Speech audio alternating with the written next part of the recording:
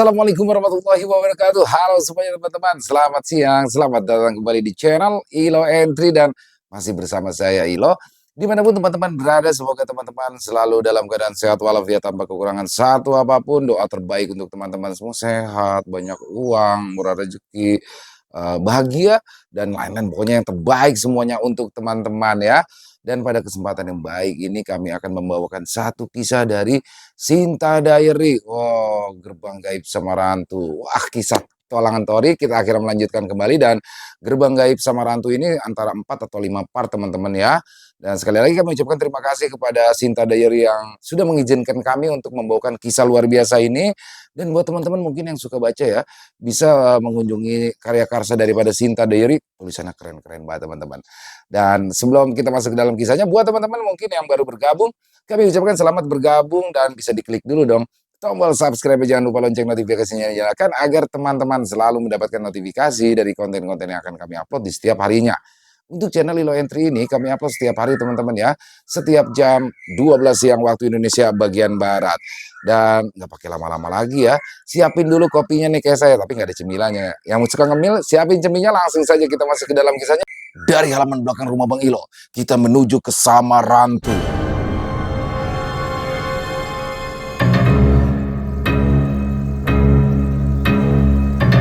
Bermalam di depan Gerbang Gaib Samarantu.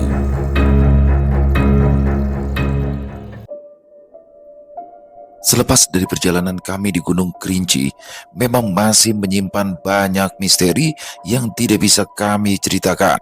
Misi kami hanyalah mendapatkan pusaka Raja Kayo, selebihnya kami tidak ikut campur lagi, semuanya aku serahkan kepada Bakara untuk menanganinya.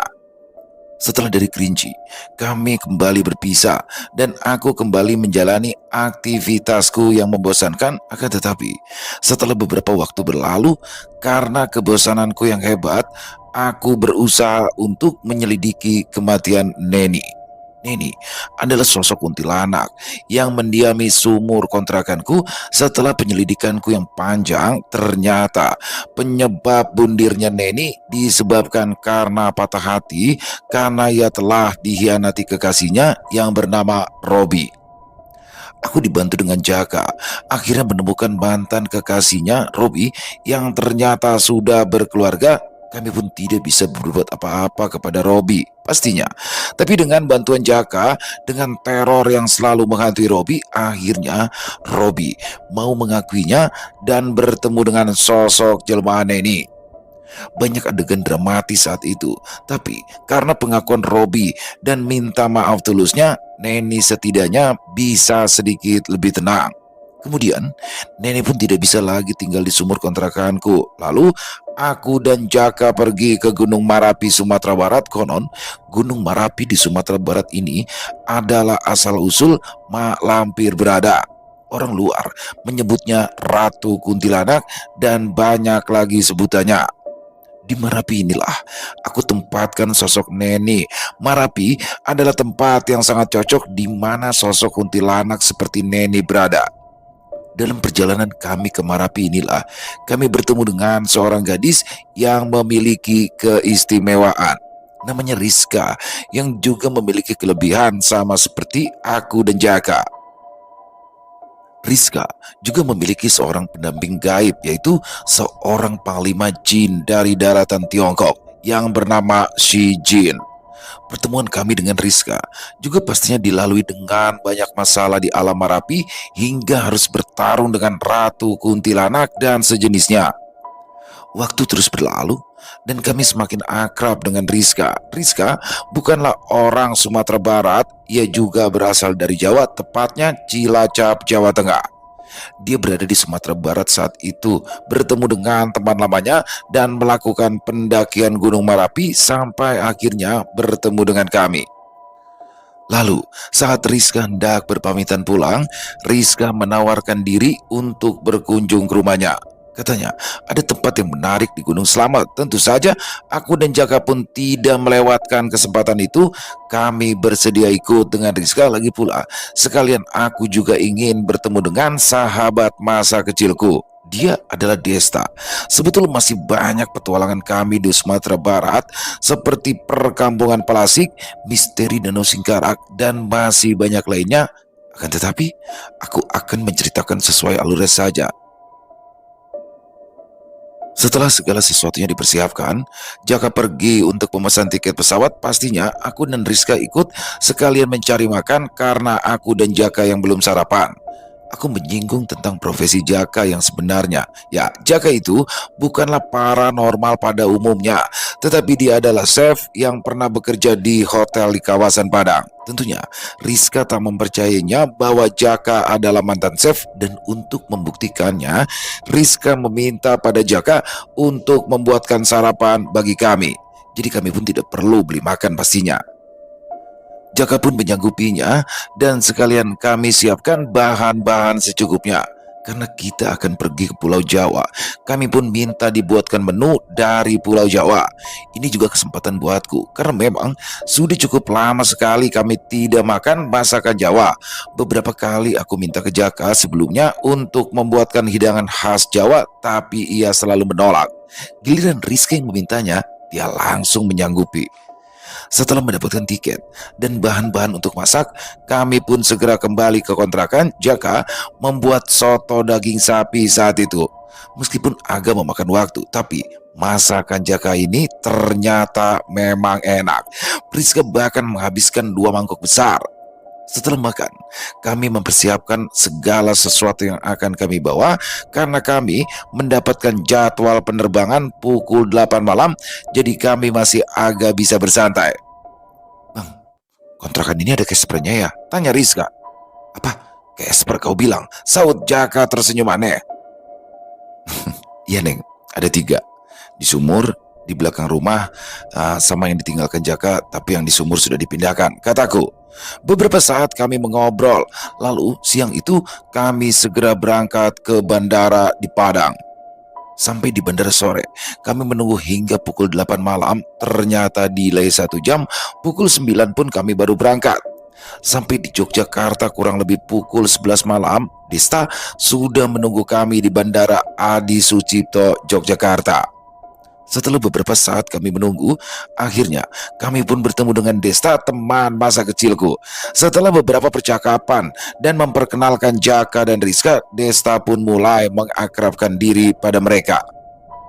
Mas, hodamnya serem ya? Pasti kuat itu ya, kata Jaka pada Desta. Dia bukan kodam mas, tapi leluhurku. Punya Mas Jaka malah ada 2 itu, jawab Desta. Oh, pantes, itu kodam leluhur ya, ucap Jaka. Ya katanya sih begitu Mas Jaka, tapi aku anggap dia mbahku, bukan khodam atau apalah itu. Punya Mbak Rizka sepertinya juga khodam leluhur. Balas Desta. Aku nggak tahu Bang Desta, bisa komunikasi juga baru kemarin-kemarin, jawab Rizka. Lama tidak bertemu, kau semakin hebat Des. Dari mana kau mengenal mereka ini? Hah? Ada yang aneh juga denganmu Des. Apa itu karena aura dari peri yang pernah kau ceritakan sebelumnya? Tanya Desta. Mengenal mereka sudah takdir. Mungkin kedepannya akan lebih banyak lagi kita mengenal seseorang seperti mereka. Mungkin saja yang kau rasakan itu adalah jejak dari Sintadul, ucapku. Meskipun mereka baru kenal dengan Desta, mereka pun lebih cepat akrab. Desta sendiri adalah orang yang asing. Meskipun dia adalah anak orang kaya, ucapannya tetap sederhana, begitu juga dengan gaya hidupnya. Ketika kami keluar bandara dan menuju parkiran di mana mobil Desta berada, kami berpapasan dengan seorang kakek bersorban. Beliau tiba-tiba saja menyapa kami. Assalamualaikum. Jarang sekali melihat sekumpulan anak-anak yang luar biasa berkumpul seperti ini. Ucap kakek tersebut. Waalaikumsalam. Serentak kami menjawab. Maksud Mbah apa ya? Kata Rizka kepada kakek tersebut. Sungguh pemandangan yang menakjubkan bagi mereka yang mampu melihat pendamping kalian. Jawab kakek itu. Kami semua saling pandang, dan di pikiran kami masing-masing pasti meyakini bahwa kakek ini bukanlah orang sembarangan. Aku menyadari lebih awal kakek tersebut memiliki sesuatu yang kurang lebih sama dengan yang dimiliki Ki Sabto, ayah Jaka. Bapak ini dari mana? Dan hendak kemana? Kataku. Saya hendak bertemu anak saya dan sekalian sowan di Paku Halaman. Saya dari Jakarta, jawab kakek tersebut. "Ah, mari bareng kami saja. Tujuan kami melewati Paku Halaman juga, kek." Desta memberikan penawaran. "Oh, terima kasih, nak. Saya sudah dijemput cucu saya," kakek itu menjawab. "Ah, baiklah, jika begitu kami permisi dulu ya, kek," kata Desta dibarengi kami menyalami beliau lalu pergi. Yang membuat kakek tersebut heran, anak seperti kami biasanya akan terpisah. Seseorang yang dianggap indigo biasanya lebih suka sendirian. Meskipun dua orang indigo bertemu dan saling mengenal, mereka akan sering berbeda paham. Dunia spiritual anak indigo berbeda-beda. Tentu saja mereka akan menganggap dirinya sendiri yang paling benar.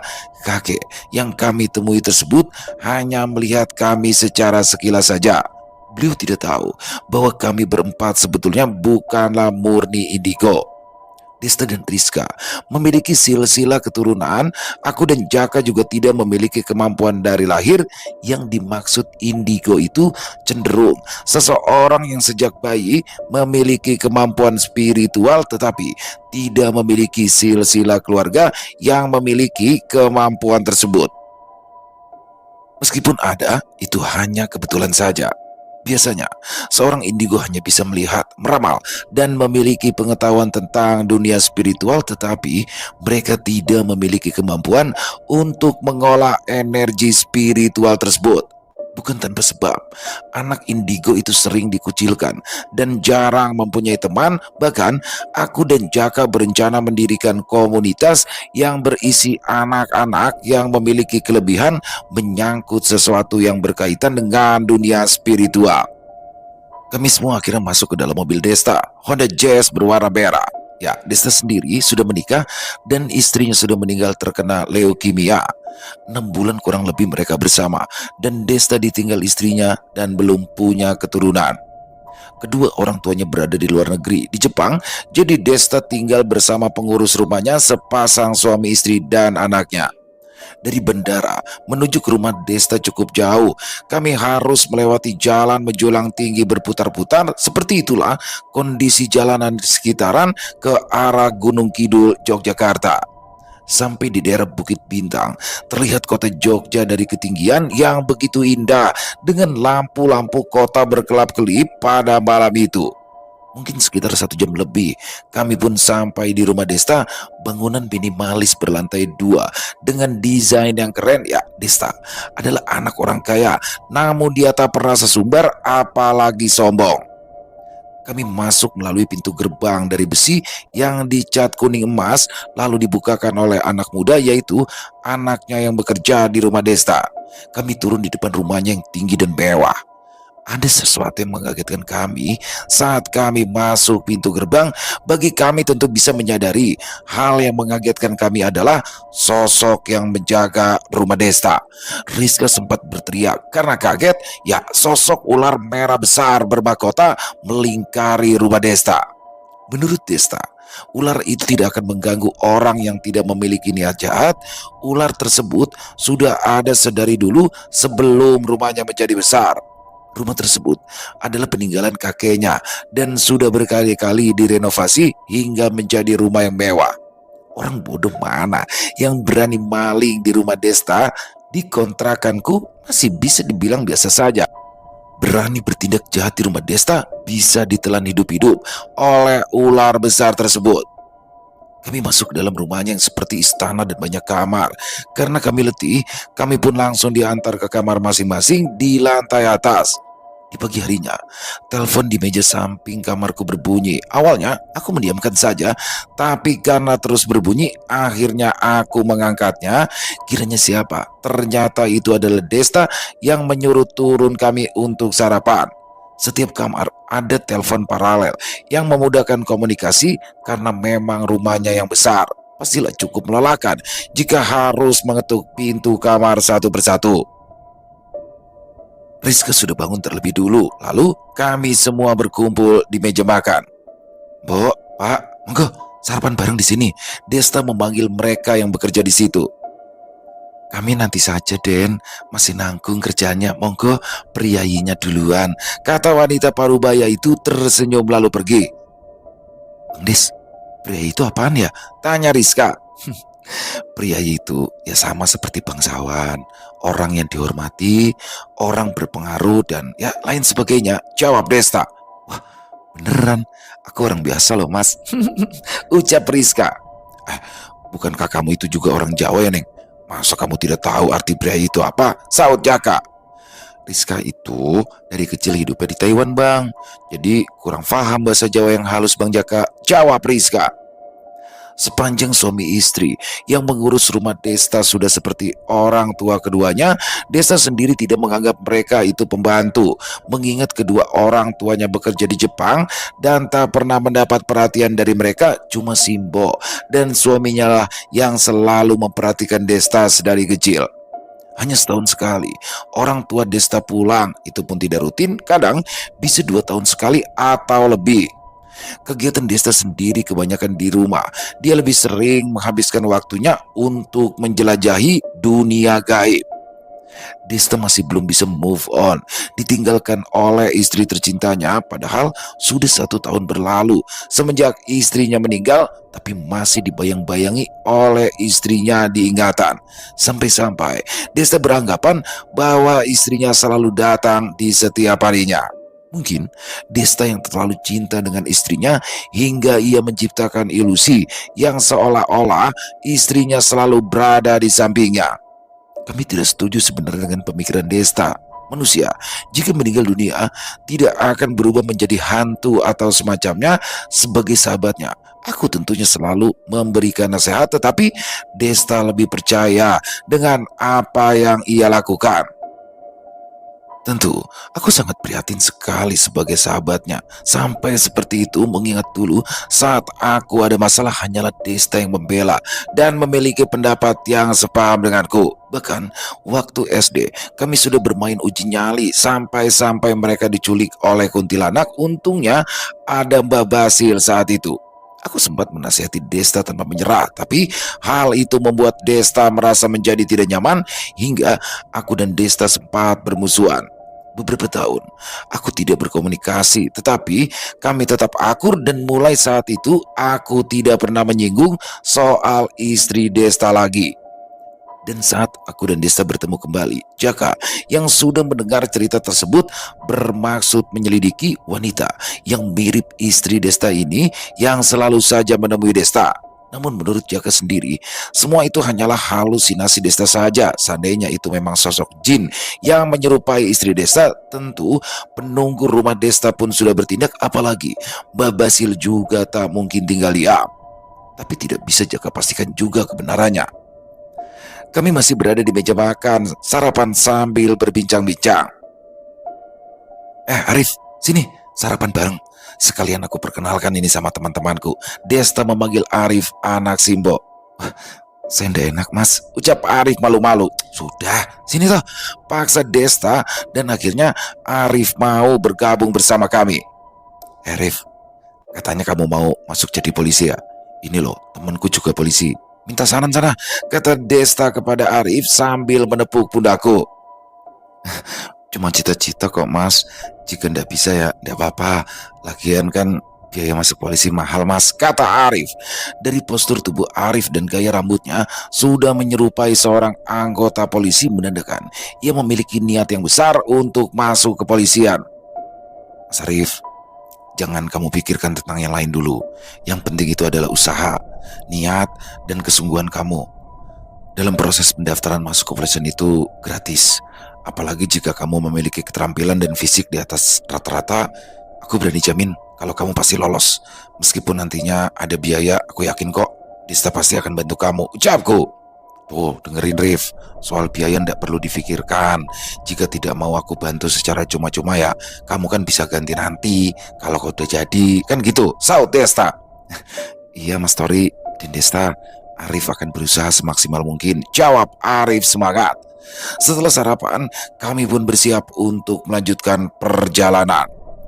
Pagi itu, setelah sarapan, kami pun langsung menuju ke tujuan utama, yaitu Gunung Slamet. Namun sebelum itu, kami sempatkan mampir ke rumah Rizka di daerah Jawa Tengah. Niat awal, aku sebetulnya penasaran dengan lokasi di Gunung Slamet yang disebut sebagai Samarantu. Yang konon, tempat tersebut adalah pusat berkumpulnya makhluk halus dan menjadi gerbang gaib menuju wilayah jin. Rizka berpendapat kemungkinan gerbang gaib tersebut adalah kerajaan para peri. Meskipun tidak begitu yakin, tapi Rizka mendengar bahwa tetangganya tersebut mendadak kaya raya setelah mendaki di Gunung Slamet. Rizka hanya menebak kemungkinan ada hubungannya dengan gerbang gaib yang ada di Samarantu. Meskipun peri hitam dianggap jahat, memang sebetulnya rata-rata jahat dan tidak bisa dipungkiri bahwa kaum Sinta sendiri banyak yang jahil dengan kaum manusia dan tidak sepenuhnya mutlak mematuhi sang ratu peri. Karena setiap anak-anak ratu peri memiliki pengikut sendiri diatur oleh masing-masing dari mereka. Sinta juga punya pengikut, itu pasti. Namun tidak ada pengikut Sinta yang sampai berani mencelakai manusia. Sedangkan Sirah sebenarnya bukanlah makhluk yang sama seperti Sinta. Sirah adalah salah satu pasukan di kerajaan langit yang menjaga gerbang neraka. Kasus tetangga Rizka yang menikahi peri hingga meminta darah manusia itu jelas membuat kami penasaran. Baru pertama kali ini kami mendengarnya. Dari rumah Desta untuk menuju ke tempat tinggal Rizka butuh waktu yang lumayan lama, sekitar 5 jam kami baru sampai ke tujuan.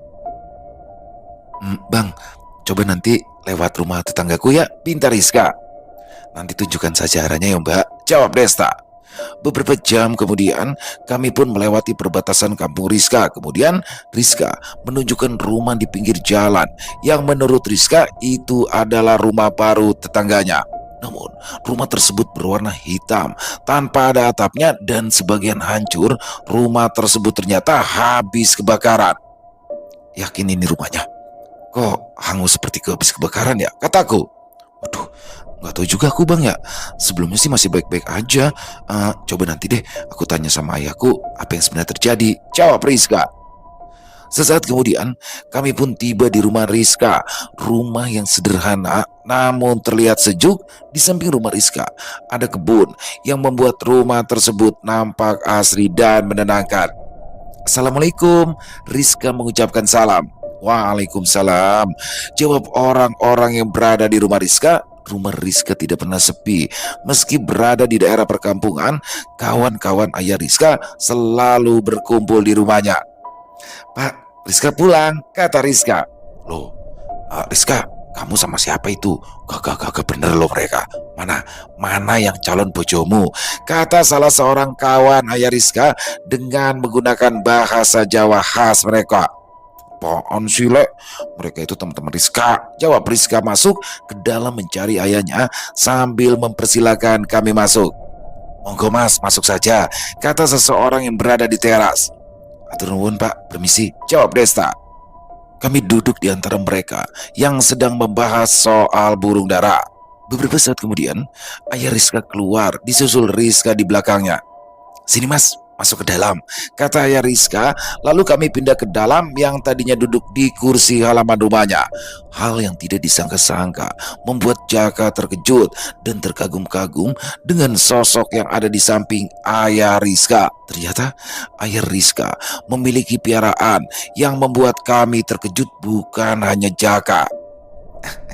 Senyamannya ya nak, biasa rumah bapak ya hanya begini, kata ayah Rizka. Tidak apa-apa pak, sangat nyaman sekali pak, sejuk kok di sini, kataku lagi. Sebelum ada PLTU, kawasan di sini jauh lebih sejuk. Ini saja ketolong banyak pepohonan dan juga dikelilingi kebun ya, jadinya masih agak lumayan sejuk, balas ayah Rizka. Kami mengobrol dan saling memperkenalkan diri masing-masing. Kami masih memperhatikan sosok yang ada di samping ayah Rizka, dan beliau pun menyadari apa yang sedang kami perhatikan. Ia lalu tersenyum. Ayah Rizka tersenyum sambil mengelus piaranya yang terlihat jelas di mata kami, seekor ayam Bangkok.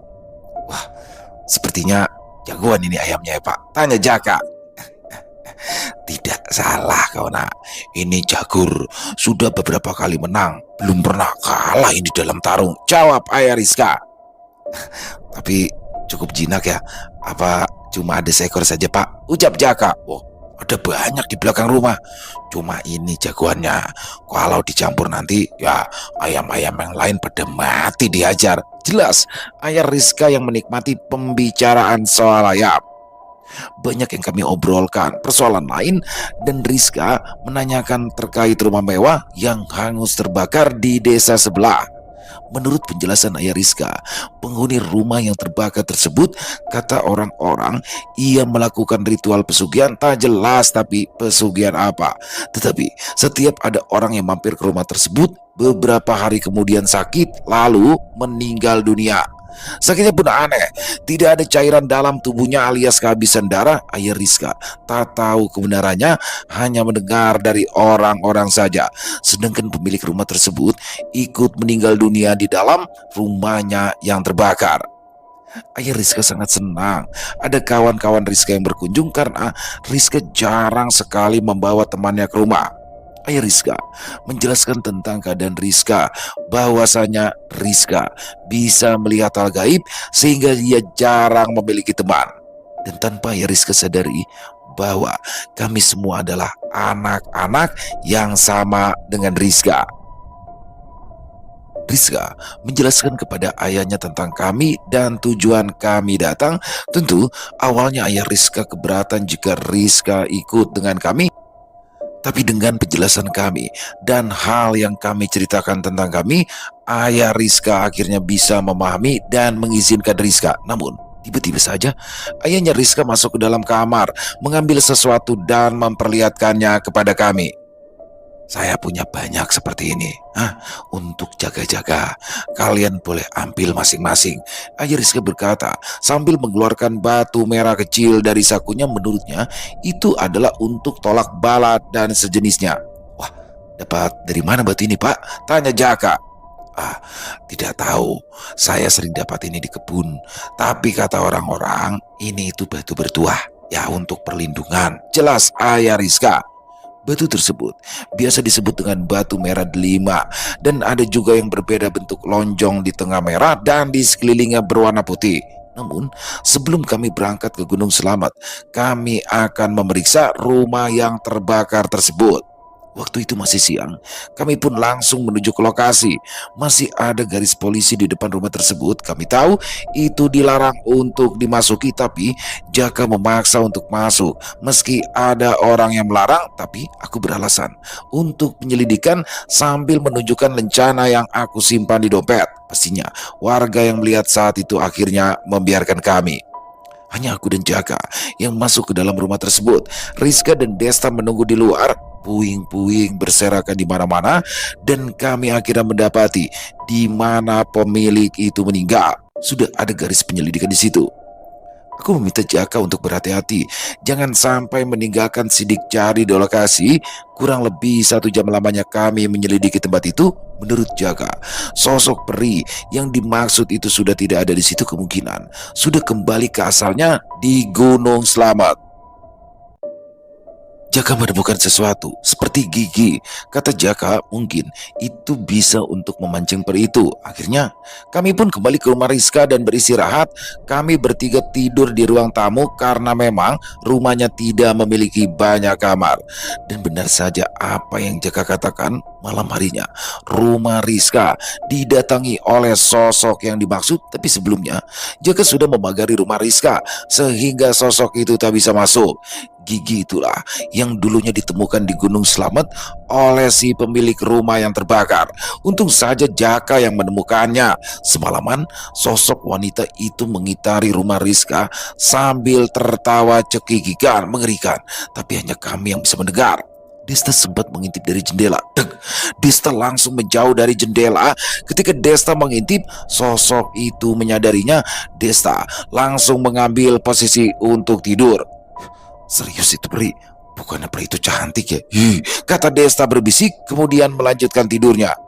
Lagi ngapain juga kau intip dul, ucapku. Ya, yang Desta lihat saat itu adalah sosok wanita dengan pakaian serba hitam, wajah putih, matanya merah, dan di mulutnya ada taring sepanjang jari manusia dewasa. Pada awalnya, sosok itu menghadap ke belakang, terlihat cantik dengan rambut yang panjang lurus sampai ke pantat, tapi saat menoleh, langsunglah buyar imajinasi Desta. Desta memang sempat penasaran dan melirik dari jendela dari belakang. Memang terlihat sangat cantik, tapi cukup mengerikan jika dilihat dari depan. Sudah, biarkan saja, tidak usah dilirik-lirik. Nanti malah naksir kamu loh mas. Kata Jaka. Oh, ada-ada aja nih mas Jaka, jawab Desta. Di pagi harinya, kami langsung berangkat menuju Gunung Slamet ke arah Purbalingga tujuan kami, melewati jalur Blambangan. Mungkin untuk sampai di Blambangan saat itu kurang lebih 3 jam dari rumah Rizka. Kami sampai di tujuan dan bertemu dengan pendaki lain yang ingin bergabung dengan kami. Kami yang baru sampai beristirahat sejenak di base camp milik warga, lalu mengurus sesuatu yang perlu kami lakukan untuk mendaki. Kurang lebih 1 jam kami beristirahat, kemudian kami pun berangkat. Kami tiba di gerbang pendakian berwarna hijau. Waktu itu hari masih pagi. Ya, karena kami berangkat dari rumah Rizka pukul 5 pagi, kami mulai mendaki menuju pos 1 Gardu Pandandang. Butuh waktu lama juga kami sampai di pos 1, kurang lebih 3 jam, karena kami tak biasa mendaki. Waktu yang dibutuhkan sedikit lebih lambat daripada mereka yang sudah terbiasa mendaki. Kami beristirahat sebentar di pos 1, lalu lanjut ke pos 2. Kami mengambil air sebanyak-banyaknya karena menurut salah satu yang bersama kami pernah mendaki di sini, jadi dia sudah hafal betul medannya. Ketika kami hendak menuju pos 2, Pondok Walang, kaki Rizka tergilir. Terpaksa aku menggendongnya karena di antara kami hanya aku yang masih dalam keadaan bugar meskipun sudah mendaki cukup jauh. Jaka dan Desta sudah loyo berat, ditambah membawa barang-barang milik aku dan Rizka. Karena memang Rizka tak bisa jalan lagi, terpaksa aku menggendong sampai di pos 2. Sesampainya di pos 2 yang memakan waktu 2 jam kurang lebih karena kami yang sering istirahat. Dirasa sudah cukup istirahat dan Rizka pun sudah kembali pulih, kami akhirnya melanjutkan perjalanan. Sampai di pos 3 waktu sudah sore, mungkin pukul 4, kami berencana ingin membuat tenda di pos 3, namun sudah ada pendaki lain dan tempatnya pun tidak cukup luas. Akhirnya kami pun bergegas langsung menuju ke pos 4 Samarantu. Nah, disinilah tujuan kami yang sebenarnya. Para pendaki lain tidak tahu tujuan kami. Kurang lebih pukul 5 kami pun tiba di pos 4. Pendaki lain meminta langsung berjalan menuju pos 5, tetapi kami memilih untuk beristirahat sebentar. Pukul 5 lebih kami pun sampai di pos 4 Samarantu. Suasana juga mulai gelap. Awan tebal berkumpul yang sepertinya akan turun hujan. Terlihat 2 pohon besar berjejer membentuk lubang seperti sebuah pintu.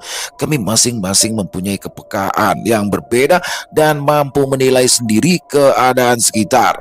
Hari memang masih sore, hampir menjelang maghrib. Ditambah awan mendung dan rimbunnya pepohonan membuat sekeliling kami menjadi gelap. Sore itu, suasana mulai berubah.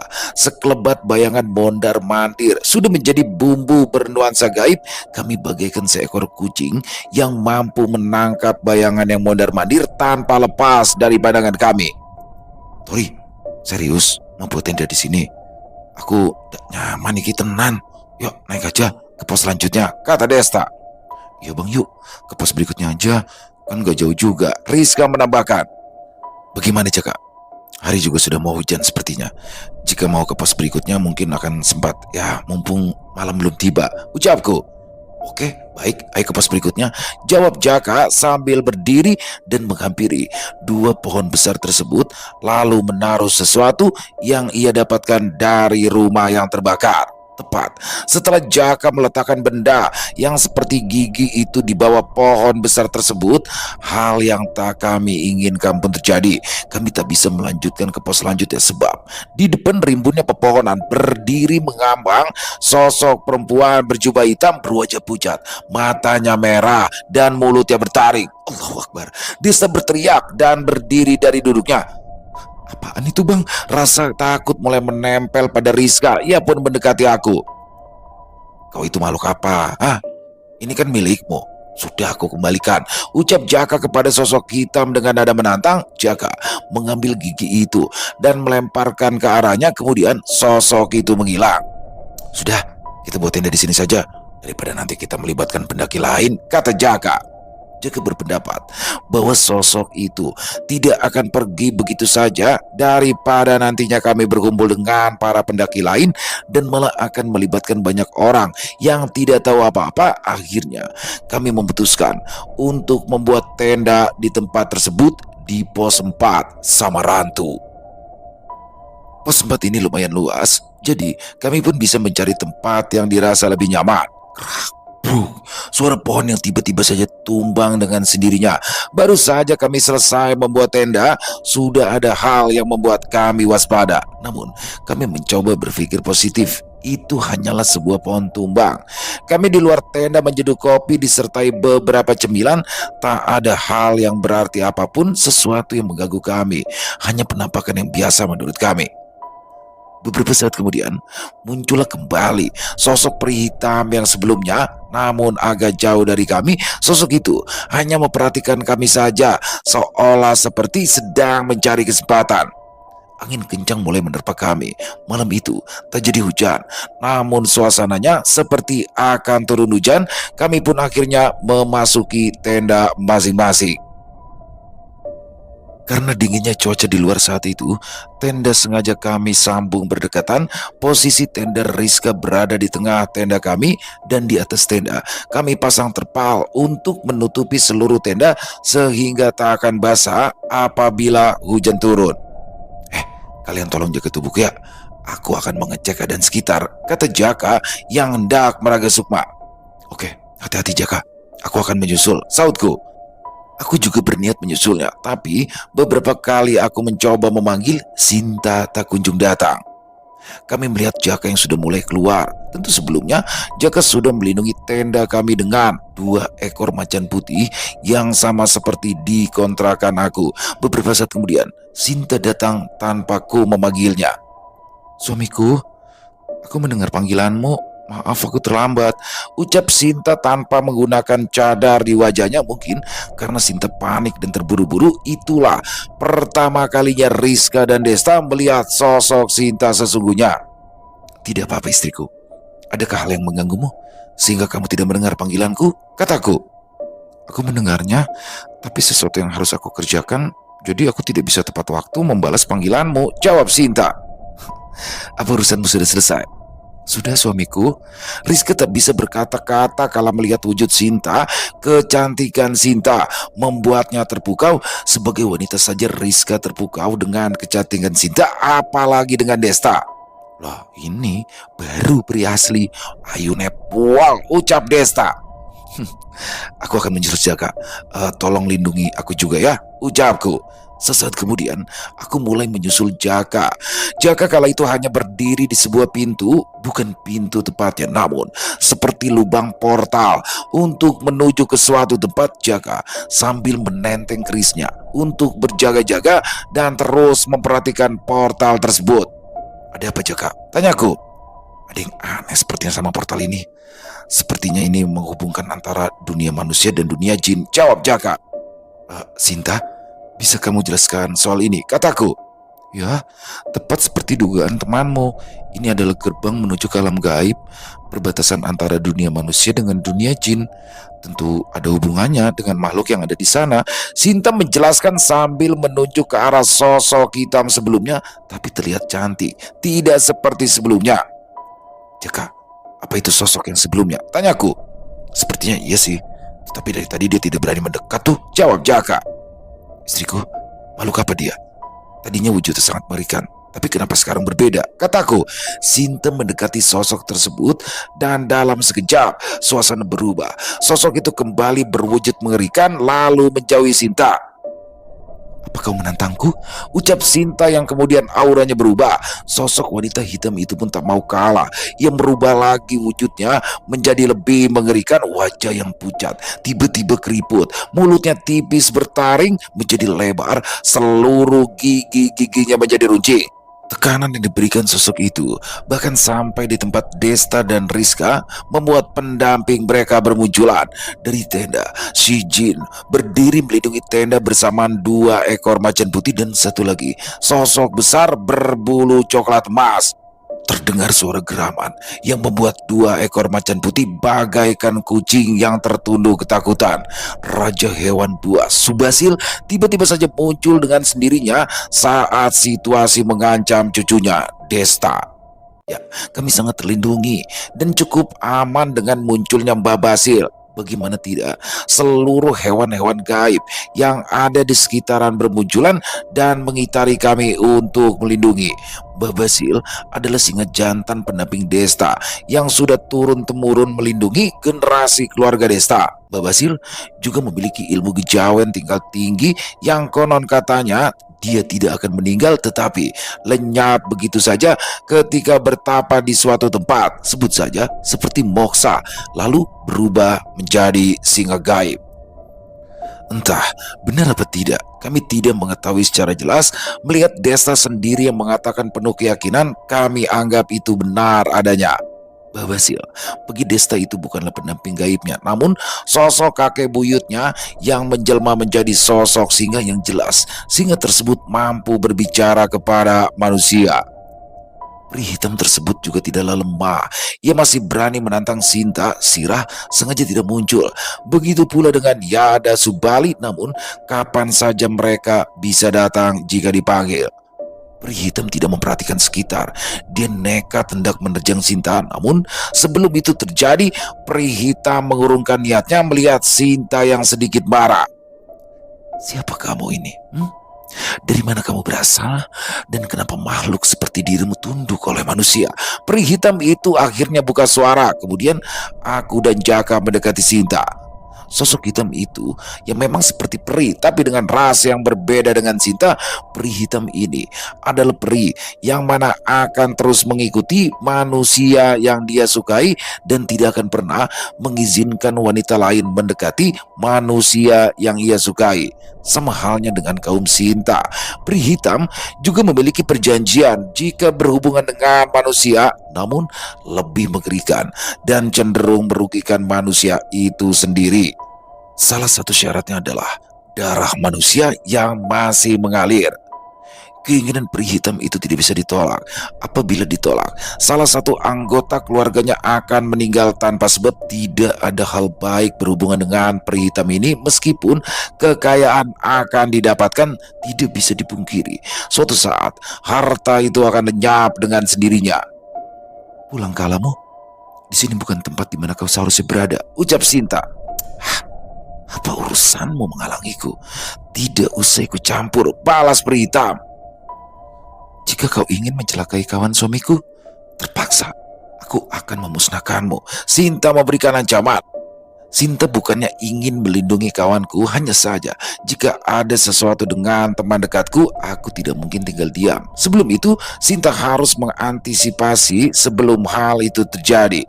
Pada dasarnya, peri hitam ini menginginkan sosok Jaka. Sinta paham betul sikapku, jadi sebisa mungkin Sinta tidak ingin membuat aku bertindak. Tori, perintahkan sama Sinta untuk berhenti. Jangan sampai menimbulkan makhluk lain berdatangan. Biar aku yang urus sendiri, ucap Jaka. Aku menoleh ke arah Sinta. Sinta memahami maksudnya dan menghentikan aksinya.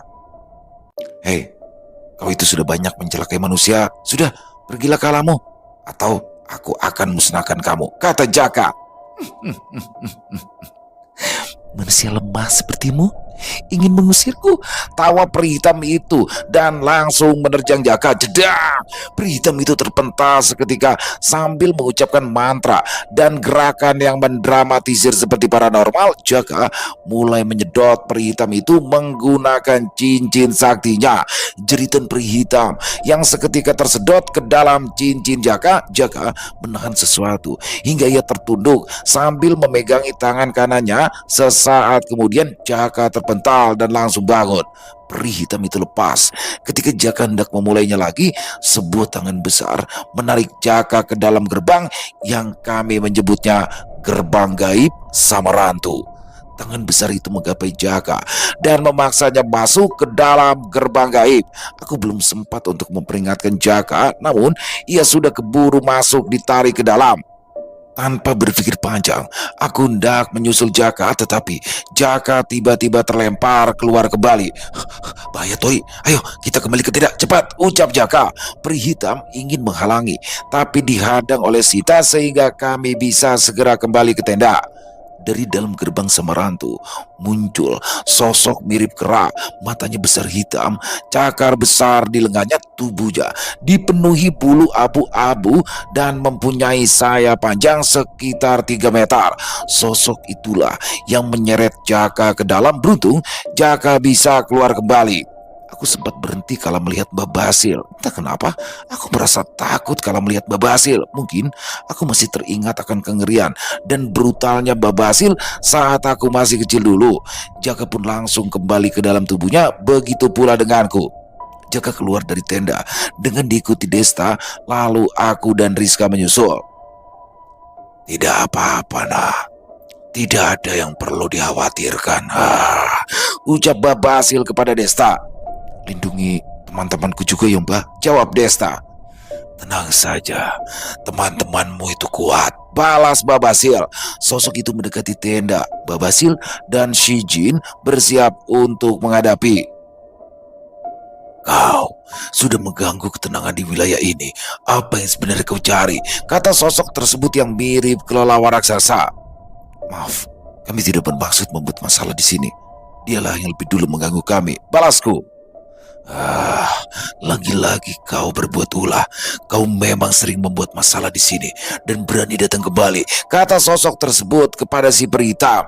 Hei, kau siluman, berani-beraninya bicara seperti itu denganku, ucap peri hitam. Peri hitam langsung menerjang dan mengakibatkan kelelawar itu robek sayapnya dan terluka cukup serius. Peri hitam tak berhenti begitu saja dan bermaksud menghabisi kelelawar itu. Auman dari Mbak Basil menghentikan langkah peri hitam dan kemudian kabur masuk ke dalam gerbang gaib Samarantu. Jika dia terbunuh, maka kita yang akan celaka, Mbak Basil mengatakan. Terima kasih wahai Raja Siluman Agung, kelelawar itu berkata kepada Mbak Basil. Sebetulnya semua bisa diselesaikan oleh Mbak Basil jika ia langsung bertindak satu, tapi tidak ada alasan baginya untuk bertindak. Perginya peri hitam tidak akan menyelesaikan masalah. Dan kau manusia, temukan peri hitam yang sudah menjalin kontrak denganmu. Dia pergi hanya menghindar. Dia pasti akan kembali dan mencarimu lagi, ucap kelelawar tersebut. Apa maksudnya kau maunya terbang? Memang siapa yang sudah membuat kontrak dengannya? Balas Jaka. Kelelawar itu menjelaskan bahwasanya Jaka telah menemukan sesuatu dan siapapun yang menemukan giginya sama halnya sudah menjalin kontrak dengan peri hitam tersebut. Meskipun Jaka membuangnya sekalipun, peri hitam itu akan terus mengejar Jaka. Dan dikarenakan peri hitam juga telah sering membuat masalah, Jaka juga bisa menjadi salah satu target oleh penghuni Gunung Selamat. Satu-satunya jalan Jaka adalah harus menemukan peri hitam tersebut dan membawanya di kerajaan gaib Gunung Selamat untuk diserahkan dan diadili. Tanpa disengaja, Jaka sudah membuat masalah. Bukannya peri jelek tadi sudah kembali ke alamnya, kenapa Mas Jaka harus mencarinya juga, ucap Desta. Nah, dunia hitam ini memiliki aturan sendiri. Rekanmu tanpa sengaja telah terlibat dengan peri hitam tersebut. Cepat atau lambat, dia pasti akan dikejar oleh si peri hitam. Aku yakin temanmu itu kuat, tapi peri hitam itu bisa menyerang siapa saja yang berada di dekatnya. Apa kau paham, nak? Jelas, Mbak Basil. Ya, berarti peri hitam itu harus segera ditemukan kan, kata Desta. Istriku, bagaimana menurutmu? Ucapku. Benar apa yang diucapkan oleh Mbak Basil. Untuk menghindari masalah ke depannya, kita harus menemukan peri hitam itu dan memusnahkannya supaya tidak ada lagi korban, jawab Sinta. Terima kasih Tuan Kelelawar. Kami tahu maksudmu baik. Hanya saja mungkin kau tidak bisa menyampaikannya dengan benar. Kami hampir salah menilaimu, ucapku. Tidak perlu dipikirkan. Hati-hatilah jika kalian tiba di dunia kami. Ada banyak makhluk yang ribuan lebih kuat daripadaku di sana. Ucap kelelawar itu kemudian pergi memasuki gerbang gaib Samarantu. Tidak ada pilihan lain bagi kami. Kami harus pergi mencari peri hitam tersebut. Mereka semua tidak menyadari sesuatu yang jauh lebih berbahaya sedang menunggu mereka semua di alam Samarantu, memiliki 9 penguasa yang tidak bisa diremehkan. Ya begitulah teman-teman, luar biasa sekali kisahnya akhirnya Tori ya. Kita kembali lagi bertemu dengan Tori, Tori dan Jaka tapi nggak ada Bond. Dan oh iya, ada lagi tuh yang komen nanya ini Desta kemana? Dan disinilah Desta kembali. Jadi Desta ini adalah teman masa kecil Tori selama di Pulau Jawa. Tapi mereka berpisah karena Tori pindah ke Kerinci ya teman-teman ya. Dan pada kesempatan kali ini bertemu lagi dengan Desta. Dan ada satu cewek ya, Rizka, yang mana mereka akhirnya melakukan perjalanan ke Gunung Slamet. Jadi Samarantu adalah pos keempat di pendakian Gunung Slamet via Blambangan ya, yang lewat Purbalingga teman-teman. Wah, Gunung Slamet ini keren banget ya, dan salah satu dan gunung tertinggi di Jawa Tengah yang juga menyimpan mistis yang luar biasa. Dan di sini keren banget kisahnya, dan makin nggak sabaran nih buat besok di part 2 ini akan masuk ke gerbang gaib. Ini kan masih di luarnya nih, di depan gerbang gaib Samarantu. Sekali lagi kami ucapkan kepada Sinta Dairi terima kasih ya atas kisahnya luar biasa ini, dan semoga teman-teman semua terhibur dengan kisahnya barusan. Oh iya, Sinta balik lagi ya. Akhirnya Sinta juga dipanggil sama Tori, masih datang lagi. Tori dan Sinta, suamiku, wah suamiku. Ya silakan buat teman-teman mungkin yang punya komentar lain, yang punya pendapat lain bisa menuliskan di dalam kolom komentar, ataupun hanya sekedar saling menyapa, silakan, insya Allah kami akan menjawab satu persatu. Dan buat teman-teman yang suka dengan kisah barusan bisa diklik tombol like atau tombol jempolnya. Buat yang belum subscribe silakan bisa diklik tombol subscribe, jangan lupa lonceng notifikasinya dinyalakan agar teman-teman selalu mendapatkan notifikasi dari konten-konten yang akan kami upload di setiap harinya. Kami juga ingin mengucapkan terima kasih ya kepada seluruh teman-teman yang sudah selalu setia hadir, yang sudah selalu mendukung kami. Karena teman-teman lah, kami selalu bersemangat berkarya di setiap harinya. Dan di akhir kata saya Ilham mengucapkan permohonan maaf apabila mungkin dalam pembawaan kisahnya barusan ada kata-kata saya yang salah, ataupun ada kata-kata saya mungkin yang kurang berkenan. Saya mohon dibukakan pintu maaf yang seluas-luasnya. Dan sampai berjumpa lagi besok jam 12 siang ya, masih bersama saya Ilo di channel Ilo Entry. Salam sehat, sukses, bahagia selalu untuk kita semua. Wassalamualaikum warahmatullahi wabarakatuh.